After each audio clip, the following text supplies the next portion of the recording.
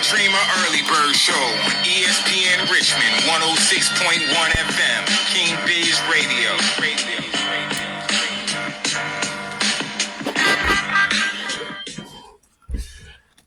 Mike King Biz Radio, that is. Welcome to Kill the Dreamer Early Bird Show. This is episode 4. I've got a special guest, my man AWOL. Yes, sir. Owner of Moss Studios, host of, what's the... 804 Wake Up Show. 804 Wake Up Show, RBA Boombox. Also, debuting RBA Rapidly Draft GM this year, so we'll definitely be talking about that. Dropping stuff. Yo, thanks for being with us today. No problem, man. It's an honor, man. First and foremost, I still want to congratulate you on the Grammy. Oh man, thank you. And congratulate you on a successful episode of Rapidly, man. I want to say that was one of the best episodes I've seen so far. Thank you, man. It was definitely a great time, man. Shout out to everybody that came out. Packed house at Vagabond. Shout out to Vagabond. Shout out to Jimmy Budd. Yes, sir. Shout out to Marcus Gold. Shout out to Pete LeBlanc for helping us with the sound. Shout out to the whole staff and all of our GMs. All our GMs are super tapped in. You're one of 2 debuting GMs.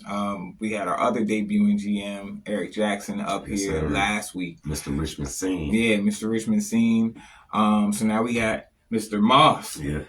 You know what I mean? Tell me a bit, we'll get into Rapidly, but tell me a bit about what all you do, what you have going on. Tell us about Moss Studios, tell us about the podcast. And just, what your objectives are right now. Okay. Well, first and foremost, I'm a retired veteran. So I was going to get into that. Retired veteran, fell into the music scene in Richmond because I just love this city. I love the art. I love everything about it, the hip hop, the music, the acting, you name it. I feel like we have it here. I feel like this is the East Coast LA.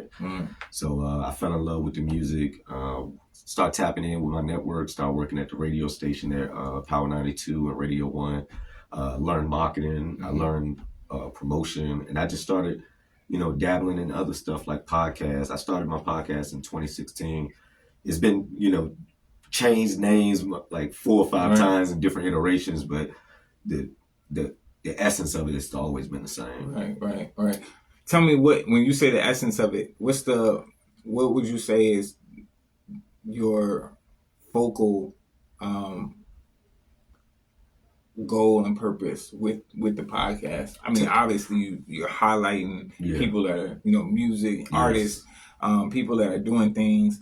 But is there like an underlying purpose too for you? Yes. When I first moved back here, when I retired from the Army in 2020, I was going to a lot of local shows and I saw the talent there. Like, I remember hearing about you and Michael Million. I'm like, yo, why don't nobody in other states know who these people are? Like, these people are better than... I lived in New York. I lived in LA. I lived in Atlanta. Right. And there's never been a scene, like, no disrespect, but I've never seen a scene like you guys have built here.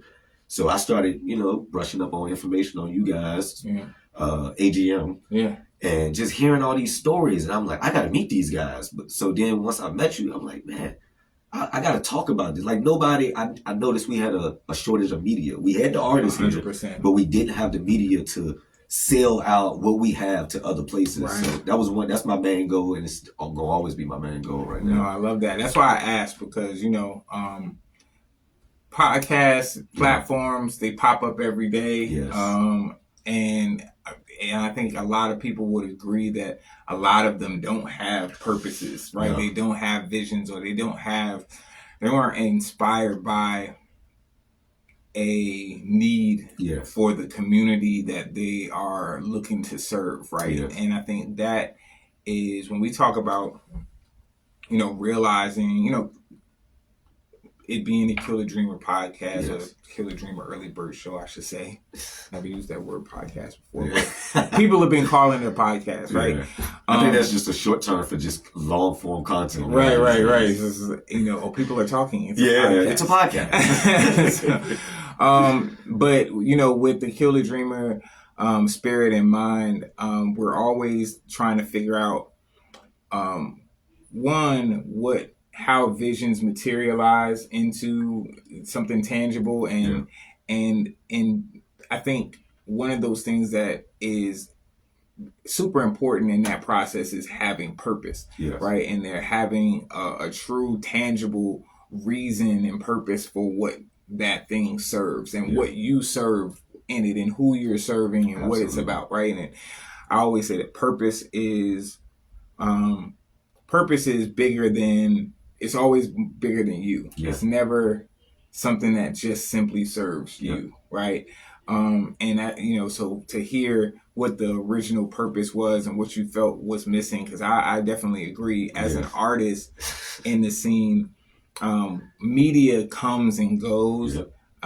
Sometimes we have some substantial contributors media-wise that cover the scene, and then either they get burned out or they move on to other things and head off to DC or Charlotte, or even if they hear, they just change trajectory. It's like, okay, I want to take my energy and put it into something else, right? And what happens is artists are kind of left in flux because we don't have the larger media platforms covering us. So those local media platforms become super important. Absolutely. As far as at least getting the word out and the energy out around the city and beyond. And I think one hand washes the other. So absolutely. Shout out to, that brings me back to saying, shout out to Richmond Scene and Eric Jackson and a lot of the other platforms that are out here, Crew 804, that are out here covering in the mix, the artists in the mix. It's a bunch now really out here, but just like, I would just say, man, stick to that because it's super important. You did bring up the military background. How do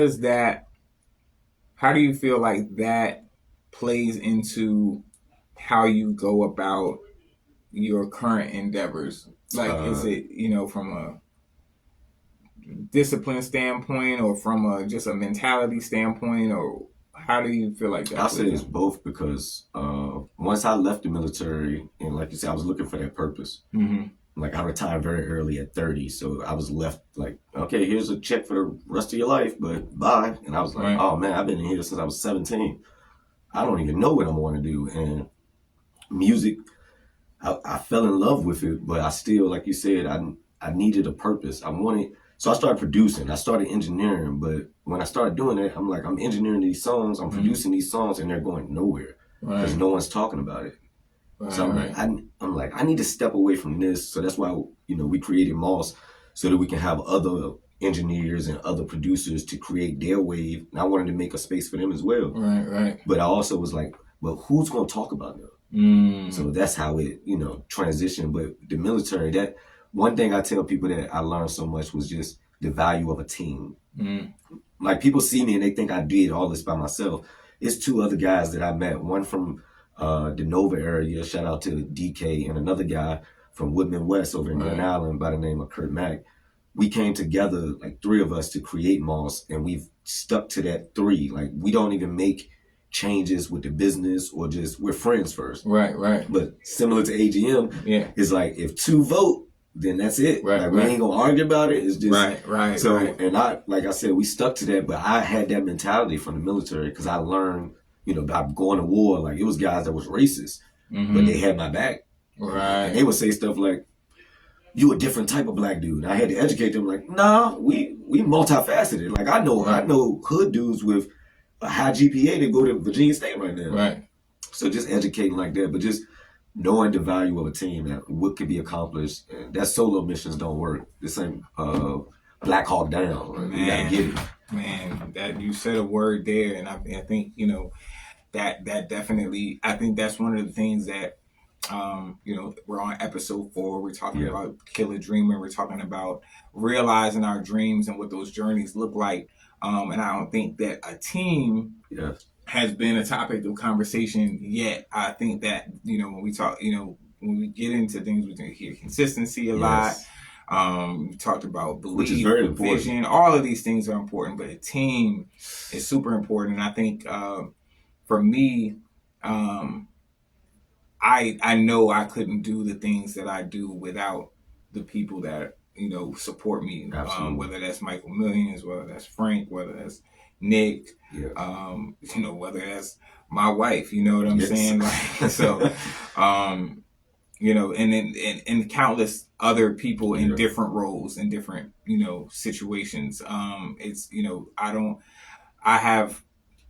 I think it's also about relationships. Absolutely. Right. So sometimes I wouldn't necessarily say that everybody that I work with is on my quote unquote team, but I guess it's based on how you define a team, right? But they're definitely part of my network and of people that I have relationships with, whether they're friends or associates, whether it's there's mutual things that we do for each other, or just the fact that we built certain relationships to where, look, I want to help you succeed, and if however I can do that is how I do that.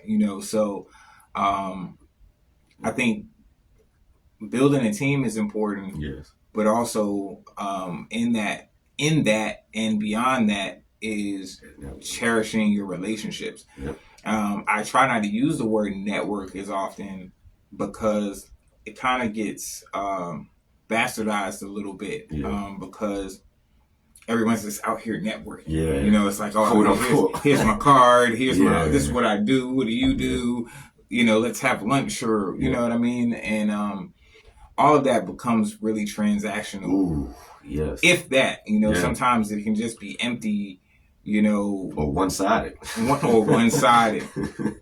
And I think that building relationships, and I think that even sometimes people, and that can be a little performative in the way, building relationships, sometimes it takes time. Yes. I prefer things that happen organically. Yes. Like, I'm not the one that's like, even my friends, I didn't say, hey man, I want to make this person my friend. You know what I'm saying? It's a chemistry. It's a thing that comes along with, so I think those are things that are important when people are navigating, because a lot of times people just want to be like, yo, I hit this person up. They didn't rock with me. It's like, it wasn't genuine. and even if it, I think too, it's important to think about what all another individual has going on. Right? Like, and what their objective is, right? And if you are in the position of wanting to create a relationship with them, more so than it seems that they're looking to create a relationship with you, you need to figure out what you can offer them and how you can be of value to them and how you can consistently show up in a way that puts you on their radar. Absolutely. You know what I mean? Like, you can't just expect that this person wants it. Like, where you coming from could be 50 people just like you coming to that same person. And what makes you any different? What makes you stand out? What makes you different from the rest of the same people that's looking for the same opportunity? Right. But that's one thing I love about not only just Rap Elite, but the relationships that you've built around the city, because it feels organic. When we're in those spaces, it doesn't feel flawed. It doesn't feel fake. It makes you feel comfortable to be not only just vulnerable, but gives you opportunities to vent about real life stuff outside of music. It's like, people in this city, I think we need it, especially past the pandemic. It's like, no, absolutely. I really couldn't do the things that I do if I wasn't able to just call on folks. You know what I'm saying? Like, even this, right? Like, for instance, so like this right here, like, as of probably like 6, 7, 8 o'clock last night, I don't know. I did not have a guest for today. I did not have a guest. I went to my GM's my chat with my GMs for Rap Elite, and I said, "Who is anyone available tomorrow at 1:30?" Because I would have talked to any of them because they're all doing amazing things, right? That speaks to what the draft part of Rap Elite is about too. I was having a conversation with somebody, and I was saying, out of all the things that Rap Elite is designed to do, and the systems that are created very intentionally for artists, I think the draft is one of the most thoughtful pieces, and I want to toot my own horn in that respect. But the the 10 individuals that are draft GMs every year, whether when people come in and go out, new people, people that have been around for a few years, whatever the case may be, there's a consistent thread that all of them are valuable individuals that are contributing to the hip hop scene or the overall scene in Richmond. Absolutely. And they are people that have platforms, people that do things, people that have resources, they have names and sweat equity and equity in the scene somehow, some way. They are people that artists are trying to or would like to get close to for one reason or another. They're like the city's A&Rs. Yeah. in one way or another, right? Like, it may not all be the same. And that's the goal is for them to not all do the same thing, right? So some might be podcasts, some might be radio hosts, some might be established artists, engineers, producers, journalists, DJs, you name it.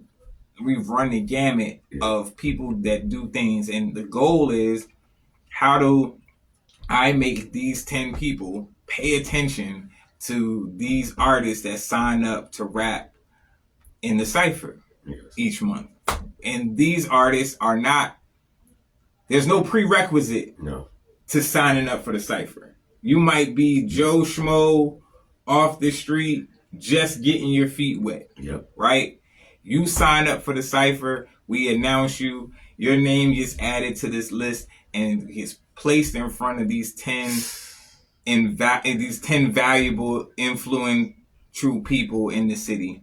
And now they are invested because they are developing their team each month out of these 30 MCs, and they're scanning your Instagram. They're listening to your music. If you, especially if you don't have a history on the stage, right? If they don't know you already, they're like, okay, well, I know who my first round pick might be, but who my second and third round pick? Can I steal some talent that somebody else not paying attention to? So they scouring your Instagram and check. That makes it fun too. You know what I'm saying? And because they have their own bragging rights. They all want their trophy. There's a separate competition that's going on. And I don't think I get to talk about this. I ain't gonna say get to. I don't think I talk about this enough, right? To where people really understand what that is. And they think they see the involvement, they see the GMs, but they don't really know. Like, if you're not coming around, you're not really, or paying attention to the platform, you may not be aware. But that adds a real fun element, but it also adds a discovery element. Yeah, I was about to say and that. Once again, an organic networking, relationship building element to Rap Elite. So this familiarization that the GMs are making with the talent starts at sign up. Which signups are going on right now, mind you. It starts then. They're watching, they're checking things out all the way up until the MCs hit the stage. Now they're paying attention to the MCs on the stage, how they perform, what they score, so on and so forth, so they can know, okay, one, how did my team do? Just like fantasy football, you like a lot of times in fantasy football, you might have to pick somebody you don't even know, and then you watching the game, and you're like, oh, he got me my stats, whatever. Dude, nice, I didn't even know he was good. Right, he got me some points. And now that's your favorite football player. You're like, you know what I'm saying? But that's kind of how it works with the draft, and I appreciate all of, and me being able to call on folks to do this is a testament to the relationships that I'm able to build, and the fact that I can then call on you and say, hey, can you come up here and interview with me? This is what it's about, and it's about treating people a proper way. Absolutely. With it being you got your first episode behind you now. Yes. You had. I feel like I did well too. You did do well. You did do well. Your team scored a 76.5. Was that second place? I think it was. Yeah, second place. Yeah. So. That Trey Authentic. Yeah, you're. Yeah. So you're in second place. You had Wanski, which is a 3-time champion. Yes. You had Ayala, who went to sudden death. This was his first time reaching sudden death. And then you had 150, which I always say he's kind of like one of those people that's right on the cusp of like breaking through, but he doesn't sign up on a consistent basis. But he's back again for 2 months in a row, which he did well too. Yeah, he did do well. Yeah. What would you say about your first experience? Like this is your first episode. Yeah. What was the experience like? Because I don't know what it was. I've always wanted to like do the draft thing, right? No, because I can't. Yeah, I'm judging. You know what I'm saying? So I it's just like rapping in the cipher. I'll be thinking like, man, I wish I was coming up at a time and this existed where I could sign up and just go rap and then go get belts and hoodies and I do this. So I feel the same way about the draft. Is like I would love to do that too. Yes. What was that experience? Oh man, it was. I always, and I can tell you, when my first time seeing Rap Elite, I was working the door for it. But I kept looking back like, that's right, for Boombox. Yep. And I'm like, what is this? I was so confused. But when I started watching it, I'm like, oh, this is amazing. Like, this is a staple. It reminded you of like 8 Mile. Like the movie is like, okay, you could come up here and become something out of nothing. Right. But my first time doing this, it was amazing. I'm not gonna lie. I had my wife with me. I got to see so many talented people that I've been seeing over the years get better and better and better. I had met Wanski at Charged Up Fest. Okay. So I knew. And then with Ayala, that was the first artist that I've ever engineered in my life as an intern. You told me that. So I knew for a fact I was coming in to get him because I knew what he could do. Right. I watched him years ago, like early 2019, 2020. So I was definitely excited. But just the atmosphere, the feeling of it, it felt like we was in, the only way I can explain it is like, envisioning what it felt like to be in the tunnel back in the early 90s. Right. That's what it felt like. Wow. I like me, illiterate, and Ant, we in the back just talking crap to each other. But it was so fun. Like it felt like a family reunion, but you just getting to be able to see some of the best rappers in the city. I tell anybody, if you haven't been to at least one episode, you are missing out. Trust me. Yeah, man. You know, and it's different coming from somebody other than me, right? Yeah. It's like I can say that till I'm blue in the face, but I'm supposed to say that. Yes. I know how special what we do is and how different it is than anything anywhere else in the world, right? And the fact that we're on season 8 and that feeling is still there, and it's, you know, and new people come in and they experience it, like, you know, and they're saying the same things that we were saying the first couple of years about how it feels. Yeah. So I guess what would you say you learned as a GM? I don't want you know, obviously it's still the season's going on. You don't want to give, too much away. But like, I guess, what did you learn?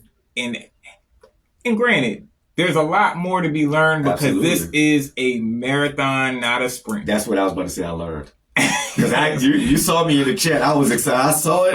I was like, I came in second. Everybody was like, oh, calm down, young buck. I was like, oh, okay. This is a marathon. This ain't no sprint. Like, let me get my 2 mile going. Let me start getting my pace going. It's a lot. What it is that, you know, what you realize, and I try to tell my GMs every year, because there comes these times where frustration occurs because we hit these spaces where we had, I think, 2 no-shows out of 30, which is pretty good because what I try to tell is that people get, GMs get frustrated because you get a 0. That's a hit. And sometimes people get like 2 zeros. Or, I've seen people with their whole team miss. No. It's happened.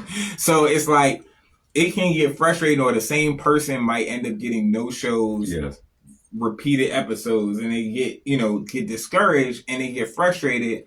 But I always try to remind our GMs that these are 30 individuals. Yes. 30 lives. Yes. There's things going on. Especially at the time we in now. Right. There's things going on in their lives. People get sick. People have kids that get sick. They have car problems. They have family issues. All kinds of things will and can occur. Now, there are some people that are a little more flaky than others. Yes. And that, as a GM, is when you start having to look at patterns. Ooh.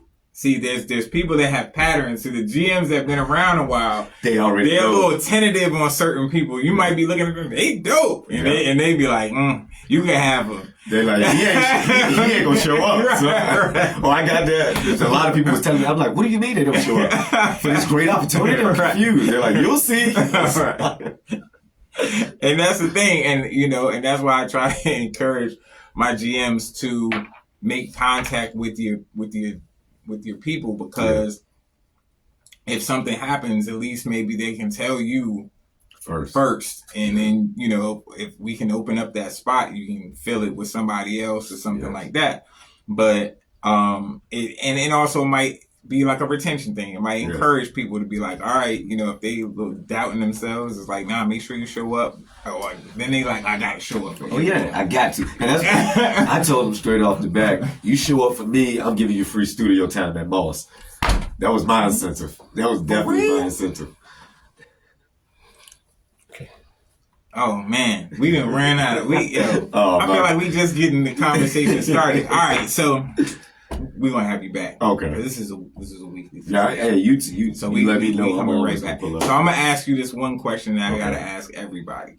For those with this Kill the Dreamer spirit in mind, what are 3 traits, behaviors, or things that you feel that a person must have or display in order to make their dreams tangible, or make their dreams reality, or turn their ideas into successful realizations? I would say consistency, availability. A lot of people expand on that in just a second. Yeah, a lot of people will tell you they can do things, and then they somehow every time they're not available for you to. And it's like at some point I'm gonna just deny you, because I feel like either you're not playing with my life, but you're definitely playing with yours, and you don't care about it. If you don't care about something as much as I care about it for you, then we both wasting time and energy right now. Yes. Thank you. That's one that we haven't got yet. And the third one? The third one is just I would say the love of it. Whatever you passionate about. I see a lot of people say, I want to be a rapper, and then when I explain to them, I give them a whole marketing, and they're like, yeah, I don't like that. I'm like, then you don't love it enough. Right. Because I'm telling you, social media is being oversaturated. Let's start going back to the putting up flyers. They're like, I ain't got time, man. I just saw you sit there for 30 minutes and stroll. That's 30 minutes you could have been on Broad Street passing out flyers. We back to that. Let's pass out some business cards. Let's be social again. Right. No, 100%. It's time to get physical. Yes. I love those, because those are new. Those are different. Yeah. Any last thing that you want the people to know before we bring you back another time? But I just want y'all to know that not only do this guy deserves his mural, just being able to see you for these last couple of years, I'll tell you that you're one of the most important people in this music game, in this city of Richmond. But I could see you taking rapidly to the universe, like making a global impact. I see rapidly to the Philippines. You know what I'm saying? That's what we got to do. Yes, sir. Rapidly to the Philippines. Yes, sir. We on the way. Manny Pacquiao. Yep. Help me out. Help me get some some connections over there. Yeah. Hey, we got a platform called Southpaw. Yes. Manny, Southpaw, Manny. We can do this. I actually that was a line. Yeah. Left got some Manny on it in my cipher last time. So anyway, Kill the Dreamer Early Bird Show, episode 4. It's a wrap.